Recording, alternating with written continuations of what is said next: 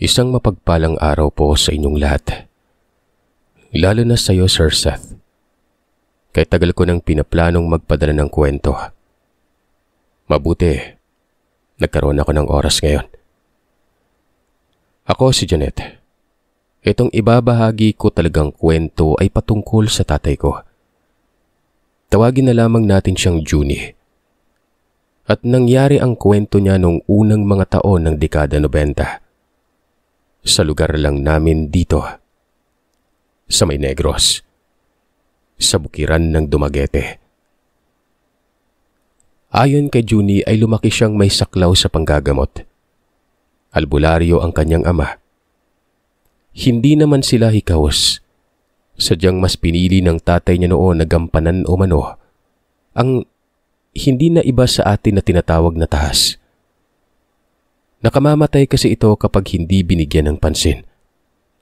Aanhin pa ang misyong ibinigay ng amang may kapal kung hindi naman gagamitin, di ba?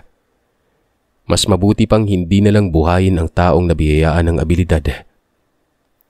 Ganun umano kapag meron kang tahas nun. Ganun na ganun ang pakiramdam mo. Merong negosyo ang kanilang pamilya.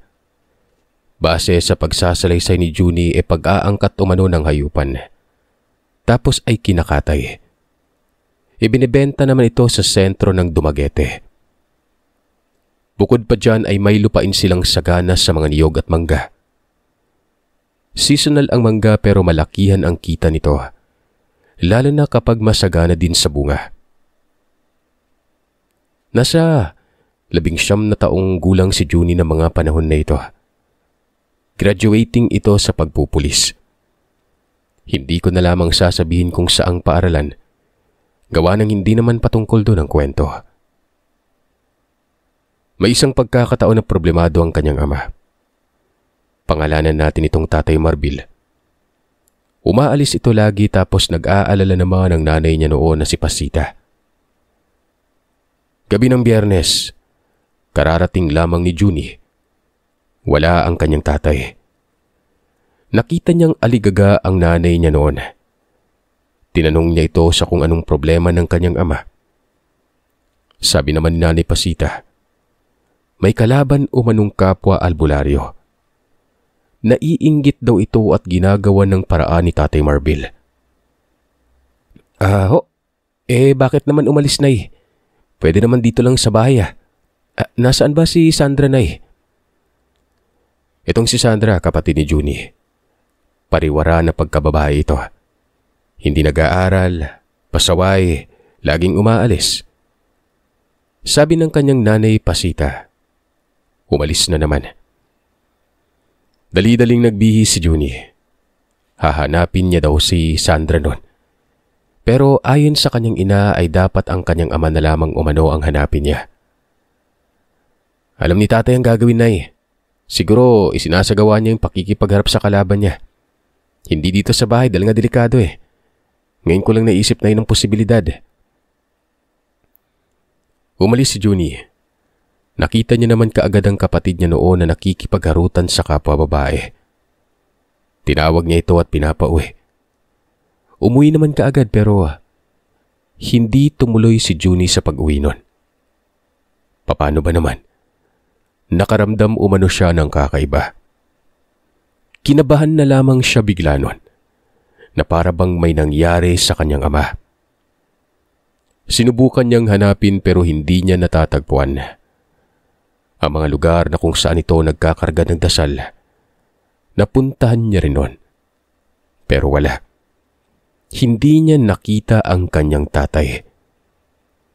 Umuwi siya at kinalaykay ang kagamitan ng Tatay Marbil. At ganoon na lamang ang panlalaki ng mga mata ni Junie. Dahil wala doon ang 2 binsol at dignum na 3 piko. Sumagis sa isip niya na hindi kapwa albularyo ang kalaban, kung hindi aswang. Napapaisip si Junie noon. Nagtanong siya sa nanay kung kailan lang ba ito nangyari. Hindi naman kasi umuuwi ang binata noon kapag may klase. Doon sa kanyang tiyo sa may Daro Highway siya pumupuslit. Bali sa Biyernes siya ng gabi umuwi. Nasabi ko naman sa iyo anak nung Lunes ng madaling araw bago ka umalis na ang tatay mo may problema. Hindi napapalaki. Nadadamay tuloy ako. Hindi nga halos makausap. Basta may dumalaw dito na mag-asawa na may mga edad na at humingi ng tulong.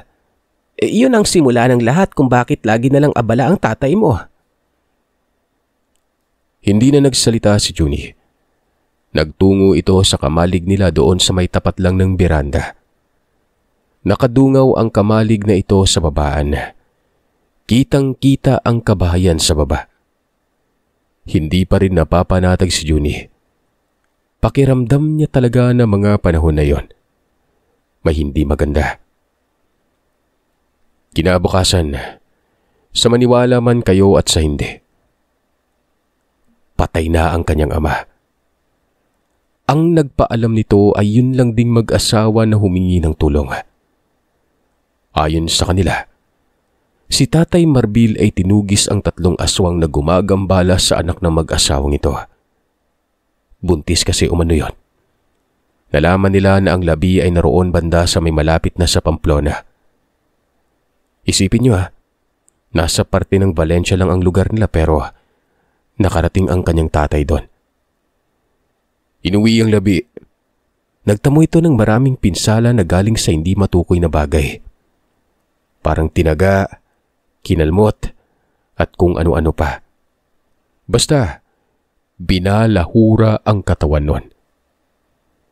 Galit na galit si Junie. Sabi niya pa noon na gaganti siya sa mga aswang na pumatay sa kanyang tatay. Ganoon na lamang ang pagpigil ng kanyang nanay Pasita. Huwag umanong ipahamak ang sarili. Kung ang tatay niya umano ay hindi kinaya ang mga nilalang, paano pa kaya si Junie nun? Hayaan na lamang umano ang Panginoon ang magparusa sa mga ito. Etong kapatid niyang si Sandra, bagamat pasaway din ito pero may karunungan din. Siya na lamang umano ang hahanap ng paraan. Ang kuya niyang si Junie, tapusin na lamang umano ang pag-aaral nito. Labis na kalungkutan ang lumukob sa kanilang pamilya. Tumating ang pinakapanganay na anak na si Bonjo.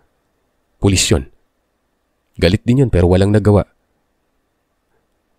Isinasaad ni Junie na kapag nakapagtapos siya ng pag-aaral, hahanapin niya ang mga nilalang na ito. Hindi siya titigil hanggat hindi napapatay ang mga yon. Nakapagtapos nga ng pag-aaral si Junie at nakapasa pa ito sa board exam.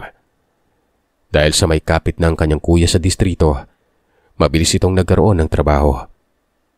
Kumbaga, pagkatapos nitong mag-training sa may Cebu ay ganap na pulis na kaagad yon. Nadistino pa siya noon sa Dumaguete. Madalas nang naisasama si Junie sa mga operasyon. Lalo na sa mga panahong yun talamak talaga ang droga at kawatan. May mga tulisan pa noon na tinutugis din nila. Kasabay ng mga misyon na yon ay sinusuri ni Junie ang bawat lugar kung merong aswang. Dama niya ang presensya ng aswang na naiwan sa kanyang ama. Kaya madali lamang umano niyang makalatis noon kung nariyan lamang ito sa malapit. Meron naman umanong ibang aswang siyang napapansin pero ito'y mga namumuhay lamang ng normal. Kalimitan, mga kubot. Konting impormasyon lang po, kung wala pang nakakaalam sa kalidad ng bawat aswang. Yung kubot, wakwak at gabunan ang kayang makibagay. Ito din naman kasi ang kalimitan sa mga aswang na matatalino Hindi ko alam kung totoo ba yung iba. Basta ayon kay Junie, 3 lang daw ang umiiral na tumitira sa publiko. Yung mga busaw o balbal ay nasa bukid ng mga yan. Takot sa mga tao dahil nga madali lang silang matukoy. Tapos itong tinatawag na burang, mga sinaunang wakwak. Alamat na lamang umano ang mga ito. Yung mga kubot ay may mga klase. Ang karaniwan ng abilidad ay nasa buhok. Pero meron ding hindi na parang tao lang. Magaling umano sila sa karunungan. Yun ang mas delikado. Kasi nga, hukbo talaga sila Parang yung kay Teniente Gimo ang uri. Nagtataka ang kanyang kasama noon na may mataas na ranggo. Dahil si Junie, Kapag nasa operasyon kahit saang lugar ay nawawala. Laging nahuhuli sa pag-uwi. Hindi nga umano sumasabay sa patrol sa pag-uwi na eh. Ang nagiging dahilan ay ginagalugad pa umanong lugar. Bagay na nangyari na rin ng isang operasyon eh, lubusin na lang para walang lusot. Natutuwa ang ilan sa mga kasama niya. Pero ang iba nagdududa. Dahil baka sangkot itong si Juni ayon sa pananaw nila noon. Under surveillance nga ito dati. Alam yun ni Juni pero hindi lang siya nagpapahalata. Wala din naman kasing napapala sa kanya kahit pa may nagmamasid noon. Hanggang sa may magkapatid umano na destino sa istasyon nila. Babae at lalaki. Mantakin nyo, napayagan umano ang ganito dati. Magkapatid eh. At nasa isang istasyon pa. Dahil na rin siguro ang tatay ng mga ito ay isang deputy general. Itong lalaki ay kasundo ni Juni. Mabait, parang kapareha lang sila ng ugali. May isa pagkatahimik pero iba kung makabanat ng istorya. Prangkang-prangka. Habang itong babae naman ay tahimik pero napakasungit. May kagandahan pa naman umano. Silang tatlo ay naging magkatuwang. Kapag may isang kaso silang tatlo ang humahawak ng sabay. At sabay din sila noon na nag-iimbestiga. Pangalanan natin ang magkapatid na ito na Beauty at Arwin. Mas matanda itong si Beauty pero sabay lamang sila noon na nakapagtapos ng PMA. Sa kabila ng pagtatapos ng mga ito ay piniling maging pulis imbis na sundalo. Magpaganon pa man, mataas ang ranggo ng dalawa. Si Juni ang nagiging driver noon at utusan. PO1 pa kasi ito ng mga panahon na yon. Hanggang sa may pagkakataon umanong ipinatawag sila ng isang hepe noon. Tapos nagpulong at may pinapaasikaso sa kanilang isang criminal case. Mag-asawang natagpo ang patay na para umanong kinarne ng katawan. Doon ito sa may bandang bukid ng Sibulan. Walang salarin. Kasasalta pa lamang kasi ng mag-asawang ito at wala pang kamag-anak sa lugar. Itong si Juni habang nakikinig sa briefing, napapatango sa sarili. Paano ba naman kasi? Malakas ang hinala niyang aswang ang pumaslang dito. Pero hindi niya sinabi gawa ng wala din namang maniniwala sa kanya. Hanggang sa natapos ang diskusyon at nagsimula umano silang mag-iimbestiga noon kahit anong oras. Nakadepende sa kung kailan plano puntahan ng tatlo ang lugar na yon. Sa mga sandaling ito ay umaga. Nag-uusap ang tatlo. Ayon kay Beauty ay mamayang hapon kung handa ng lahat ay pwede nilang puntahan ng lugar. Pwede naman ate. Ikaw ba Juni? Handa ka na ba? Sabat ni Arwin noon. Tumangulang si Juni at ngumiti. Sinabing kung ano ang gusto ng dalawa. Susunod lamang siya. Pagsapit ng tanghali, pagkatapos lang mananghalian ay inihanda ni Juni ang sasakyan. Lumang patrol ito na talikuran ng upuan sa likuran. Back-to-back umaga. Si Beauty umano noon ay para bang hindi bukid ang pupuntahan gawa ng nag-makeup pa at kung ano-anong ginagawa sa muka. Animoy hindi mainit ang panahon.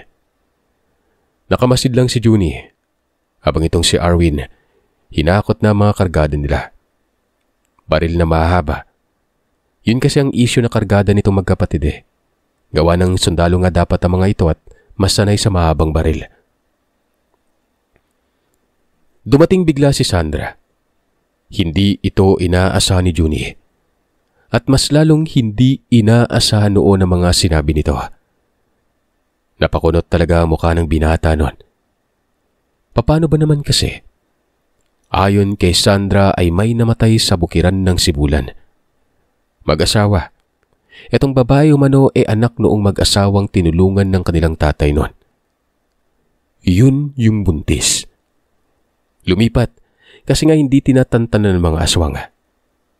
Yun na nga. At doon sa Sibulan banda. Mabuti na lamang umano at ang anak nitong maliit pa lang nasa kamay ng mga abuelo. Kasi Kung hindi pa, baka pati yun madamay eh. Totoo ba yan? Sandali, dito tayo sa unahan mag-usap. Para ka ding aswang pasulput-sulput ka. Ako lang talagang sadya mo dito. Di bale, lilinawin ko lang Ang ibig sabihin ng namatay ay anak na mag-asawang tinulungan ni tatay nun. Yung buntis, di ba? Tapos ang bata na ipanganak na. Ngayon lumipat kasi nga ginagambala pa rin. Tama ba? Ganun na nga kuya. Alam mo na hindi ko nakakalimutan yung mga panata mo na gaganti ka. Nagtungo ako doon. Inalam ko sa kilala kong albularyo. Aswang daw. Ito nga yung nakapatay kay tatay dati. Punta natin. Sakto. Doon din kami pupunta kasi kami yung naatasan sa kaso eh. Gusto mo bang sumama? Teka, baka ibang isipin ng mga kasama ko dito. Hindi naman siguro. Bakit hindi mo sabihan na magkapatid tayo tapos biyas ang albularyo ka? Galing naman ang naisip mo. Kailan na paniniwalaan ng batas yung mga kakatong bagay? Huwag ka nang magbanggit ng patungkol dun. Isasama kita. Nang sa ganun may katuwang ako. Dala mo ba yung trespiko? Tanong ni Junie sa kapatid nun. Tumango si Sandra. Hinabot niya kay Junie ang trespiko. Sinuot kaagad ito ni Junie. Ang sabi ni Sandra noon ay bagong basbas ang trespiko. Bagong karga din ang nilalaman. Si Sandra ang nagpakain ng dasal mula pa noong mahal na araw. Tugon naman ni Junie ay mas mabuti daw kung ganon. Lumapit si Junie kay Beauty. Ipinakilala niya si Sandra, na kapatid niya. Dagdag ni Junie ay makikisabay daw si Sandra sa Sibulan dahil may pupuntan din ito. Sa bukid banda gawa ng aangkat ng mga hayop para karnihin at itinda sa merkado. Pumayag si Beauty. Walang problema. Kasi nga driver naman noon si Junie. Pagpatak ng 2:00, dito na umano sila umalis. Nasa likod si Sandra at Arwin, habang si Junie naman noon at Beauty ay nasa harapan. Nakarating sila sa lugar pasado 4:00. Nagtanong-tanong kaagad si Beauty noon, partikular sa nangyaring pagpatay. Nakita ni Junie ang bahay. Malayo pala mula sa bahay ang pinangyarihan. Nasa masukal at napapatanong sa isip si Junie sa kung paano nakarating doon na mag-asawa. Humiwalay na ng landas si Sandra. Alam ni Junie ang gagawin nun.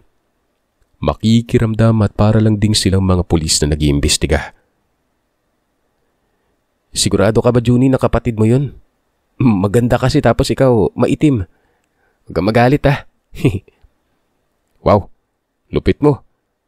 Naku sa'yo Arwin, kitang pulis tapos laging nabibilad sa init Mabuti kayo ng kapatid mo may ranggo. Ako minsan traffic enforcer pa. Palit kayo tayo ng posisyon, Langya. Oy, umalis na lang. May saltik talaga to sa ulo Bakit ba nakapasa to sa PMA? Tumalikod lang kasi bigla noon si Arwin. Nagtungo sa may sapa. Ayon kay Junie, nagkakagusto daw ito sa kanyang kapatid. Halata naman mantakin yung sinundan si Sandra. Habang nagtatanong si Beauty sa isang pamilya, lumapit si Junie dito. Nakikinig sa kung anong mga detalye. Ayon sa narinig ni Junie ay wala naman umanong masamang tao sa lugar. Maliban na lang sa mga aswang. Matagal nang may aswang doon. Kadalasang pinupuntirya ay yung mga dayo. Lalo na umano sa lugar na patungo ng Pamplona. Hawak ni Beauty ang 3 larawan na kung saan ito ang itsura ng mga patay. Nakakarimarim. Ma'am Beauty, naniniwala ka ba sa aswang? Pati nga sa picture ng mga labi. Parang aswang nga. Sinaway naman siya ni Beauty noon na pulis nga siya pero aswang pa rin ang nasa isip niya. Sinabi pa ng Beauty na walang aswang. Niyaya siya nitong sumunod. Tinanong pa kung nilipat bang sasakyan. Gawa ng nasa putikan ginarahe. Tumangulang si Junie. Sumunod ito sa babae. Patungo sila sa bahay nila mag-asawa. Konkreto at isang palapag yun. Kagagawa pa lang. Pumasok si Beauty. Nagpaiwan naman sa labas si Junie noon.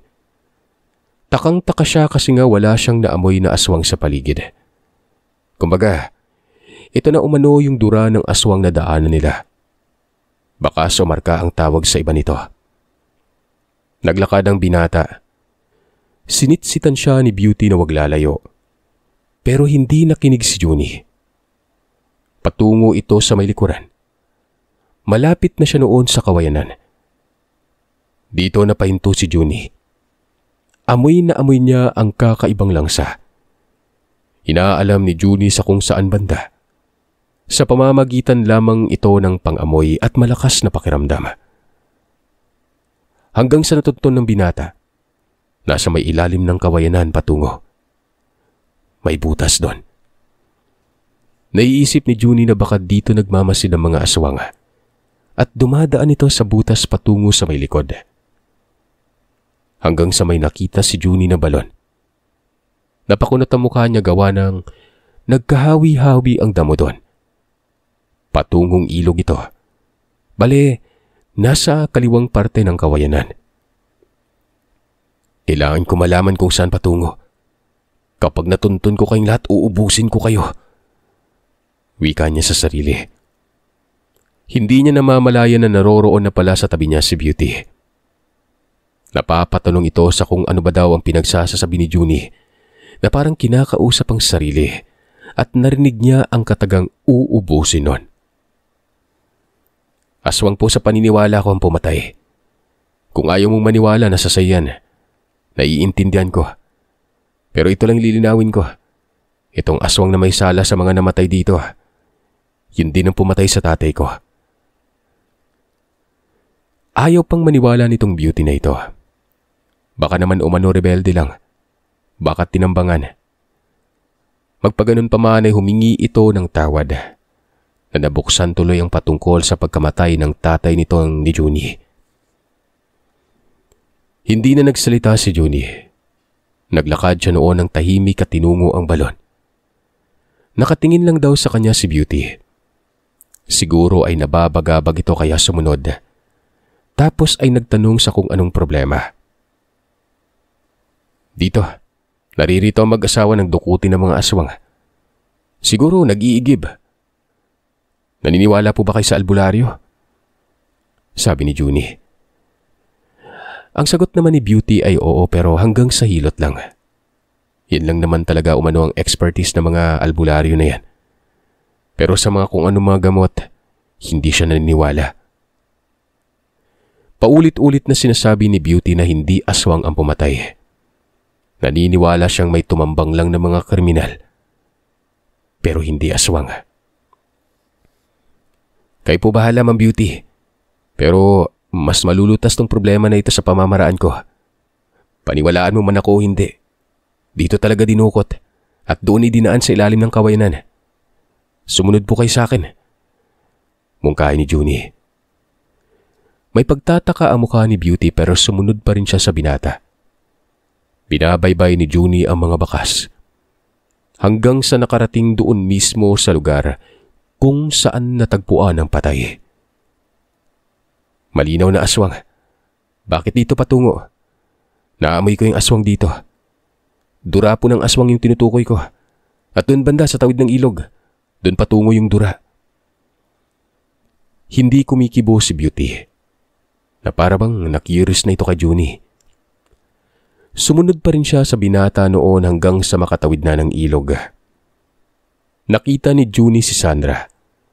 Nasa malayo at natatanaw niya lang ito. Nang makita naman yun ni Beauty, napapatanong ang dalaga kung bakit naroroon ang kapatid ni Junie. Ang totoo, ma'am, aswang ang sadya ng kapatid ko. Nakakuha din po siya ng impormasyon sa kilalang albularyo. Sa ngayon ang ginagawa niya ay katulad ng ginagawa ko. Pero hindi mapagkakatiwalaan yung kakayanan niya Kasi nga babae at ako talagang inaasahan yan. Kaya nga lumapit sa akin kanina nung nasa istasyon tayo. Humihingi ng tulong. Doon na parang napagtanto ni Beauty na ano daw ba itong si Junie? Albularyo? Di ka naman maniniwala eh. Isang hamak na pulis lang ako, di ba? Pero ma'am, magiging mahirap kapag idadaan natin sa pamamaraang batas ito. Mabuti siguro magtiwala lang kayo sa akin. Pwede po ba yun? Kapag mali ako ma'am, pwede mo akong ipastrike. Para na rin masuspindi ako. Yan ay kapag mali ako. Sinabi ni Beauty na pagbibigyan niya umano itong si Junie sa gusto nitong mangyari. Pero kapag wala nga umanong na pala, ihanda na nga umano ni Junie yung bakasyon na walang sahod nun. Tumangulang si Junie. Si Sandra noon ay lumapit. Nagpaalam na mauuna na siyang umuwi. Nakakalito umano ang mga marka. Magpapatulong siya sa kakilalang albularyo sa kung paano tuntunin talagang aswang. Sinabi naman ni Junie na bahala itong si Sandra sa kung anong gagawin pero base sa pananaw ni Junie, kaya niyang alamin ng direksyon kung saan namumugad ang mga ito. Kahit pa malayo, basta't naroroon lang ang marka, matutukoy niya yon. Sinabihan niya si Beauty na handa ba itong makipagpuyatan. Tumango naman ang babae. Pero nagbanggit ulit ito ng mga babala kapag nagkamali at nagsasayang lang ng oras itong pulis na albularyo. Napapatawa naman ang binata. Maya-maya'y lumapit si Arwin sa kanila. Nagtataka ito. Nagulat sa sinabi ni Beauty na yun na nga't si Junie ang susundin nila sa mga puntong yon kasi nga naniniwala daw ito sa aswang na siya namang hindi binibigyan ng pansin ng kinauukulan. Napapakamot ng ulo si Arwin. Wala din namang nagawa ito kasi nga mataas ang ranggo ni Beauty noon. Inabot sila ng gabi sa kakalakad. Doon lang sila sa napakasukal na lugar. Nagre-reklamo na si Beauty. Na kesyo umuwi na lamang sila noon gawa ng kalokohan ang ginagawa nila. Naririyan na po sa unahan yung aswang. Nag-iisa lang. Siguro balak burahin yung marka. Pero nag-aalangan gawa ng narito tayo. Sumunod kayo sa akin. Ihanda niyo yung sarili niyo. Nagkatitigan ng magkapatid sa sinabi ni Junie. May mga ilaw naman silang dala. Flashlight at package na ito sa uniforme nila. Naunang maglakad si Junie. Itong si Beauty daw ay pangisi-ngisi tapos kinakalabit ang kapatid. Pero ilang mga sandali lang. Napatalon si Beauty nang bigla umanong may umungol at nakakakilabot yun pakinggan. Ang sabi ni Junie ay nagtatawag umano ng kasama ang aswang. Dalian umano nila. Walang ano-anong tumakbo na sila noon patungo sa kinaroroonan umano ng nilalang. Hanggang sa huminto na si Junie at sinabing nasa itaas ng puno. Kaagad inangat ang flashlight. At dito ay napasigaw ang magkapatid nang makakita ng isang tao na nakapatiwarik habang nakadikit sa isang puno. Napakapangit ng mukha nito. Sobrang itim. Habang nangyayari yon, itong si Junie ay kinakasan ang baril niya. Hawak niyang trespiko na nakakwintas sa kanya. Hinipan niya yung trespiko na yon. Pagkatapos ay ihip din sa baril. Napatanong si Beauty kung anong klaseng hayop umano ito. Sinabi ko na diba? Aswang yan. Nagulat kayo no? Huwag niyo pong paputukan ng baril. Ako nang bahala. Itong si Arwin daw noon ay napapaatras kasi nga umaamba ng lundag ang nilalang. Ayon kay Judy ay ibang klase ang aswang na ito. Isang uri ng kaskas o gabunan pero napakaitim. Hindi yung tipikal na mabalahibo na may sa pagkaabo ang kulay. Matapos niyang maisagawa ang pagkakarga ng dasal sa baril, mabilis na lumapit si Junie sa punong kinakapitan at pinaputukan ng aswang. Tinamaan yun. Bumagsak sa lupa at nagwala. Hinubad ni Junie ang kwintas. Pumatong siya sa nilalang at tinapat ang trespiko sa noo nito. Umuusok daw yun Umaatungal ang nilalang dahil sa sobrang nasaktan to. Habang nangyayari naman ito ay tinutok ni Junie ang baril sa ulo ng nilalang at kinalabit ang gantilyo. Hindi na gumalaw ang aswang pagkatapos nun. Tumayo na si Junie at sinabing lisanin nila ang lugar para kasing may paparating na maraming aswang nun. Si Beauty nakatulala habang nakatakip ang kamay sa bibig nun. Si Arwin naman noon ay nanginginig ang katawan. "Ano ba? Tara na, sibat na!" sigaw ni Junie. Nagtatatakbo sila paalis ng lugar. Hindi naging madali kasi nga pababa yun at napakadulas na pa. Nagkanda dapa-dapa umano sila nun. Si Beauty na pagkasungit ng ugali, ngayon ay para ng batang paslit na takot na takot. Nag-iiyak pa ito at sinabing nakakatakot pala ang nilalang. Na totoo ang mga ito. Hanggang sa makarating na sila sa bahay ng mag-asawa. Dumiretso si Junie sa may likod at nagdakot ng abo sa abuhan.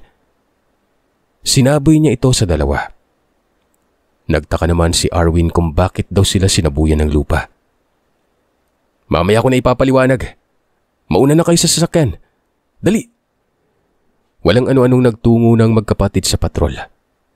Nakasunod si Junie habang sinasabuyan ng abo ang landas kung saan sila dumaan. Kasabay naman ito ang pag-uusal. Malakas yun kaya naririnig talaga ito ng magkapatid. Pagkasakay ni Junie, kaagad pinaandar ang patrol at sibat na sa lugar. Nang makarating sa may sentro ng Sibulan, pumarada sila sa gym. May istasyon ng pulis dito pero hindi sila lumapit. Hanggang sa senyas lang sa mga nakatoka. Ano na? Ano nang gagawin natin, Junie? Maraming aswang doon, yung ganun? Gaya ng sinabi ko, parang may maraming paparating eh. Kaya ako kayo sinabuyan ng abo para hindi masundan. Mababasag din ang sarili nating ginawang marka sa landas. Yung tapak sa lupa, marka na yan. At magaling yung mga aswang sa pagtukoy sa kung sino-sino tayo. Malamang, hanggang dun lang sa bahay kapag may sumunod. Bukas, maaga tayong babalik sa lugar. Pero hindi tayo magmumula dito . Doon tayo banda sa may kanluran. Sa amin tayo magmumula. Walang hiya, Junie. Hindi na ako babalik dun . Baka mapatay pa ako. Di tayo mamamatay, Arwin. Nagagawan ko naman ng paraan . Iwasan lang natin ang kumumpronta ng marami. Isang pamilya sa paniniwala ko . Dami nila. Siguro nasa mahigit 10. Malalakas ang loob kaya ganun. Sabi naman ni Beauty na magdala sila ng mga kasama. Pero ayon kay Junie, kung mas marami ay mas mahina ang depensa. Kasi nga, hindi biro ang mga aswang. Posibleng matukoy pa ng mga aswang kung sino ang kumakalaban sa kanila. Hindi din siya garantisado na mapoprotektahan lahat ni Junie. Hanggat pwede ay sila lang 3 nun. Gulat na gulat si Beauty. Hindi makapaniwala. Ganun daw pala talaga ang mga nilalang. Yung tinamo ng mga labi na natagpuan, ganun daw sila kabrutal. Humingi ng tawad si Beauty at hindi kaagad siya naniwala. Ayon pa sa kanya, may mga report din umano na nakarating sa kanya na sa tuwing may operation daw, nawawala nga itong si Junie. Parang doon napagtanto ni Beauty kung yun ba ang dahilan. Opo ma'am, aswang po dahil nagbabakasakali ako na mahahanap ko yung mga pumatay sa tatay ko. May mga pagkakataon na nagtungo kami ng Pamplona. Hindi ako umuwi. Hindi ako sumama sa mga kasamaan ko noon sa pag-uwi. Pero wala akong napala. Ngayon pa lang ako nakapatay ng isa sa kanila. Kapag hinayaan lang po yung mga yun, patuloy na mananalasa yung mga yun . Magtulungan po tayo. Sabi naman ni Arwin ay ano ang gagawin nila ay wala naman silang kaalaman sa pagpatay at pagtukoy sa mga ganitong nilalang. Ayon naman kay Junie, siya na umano ang bahala.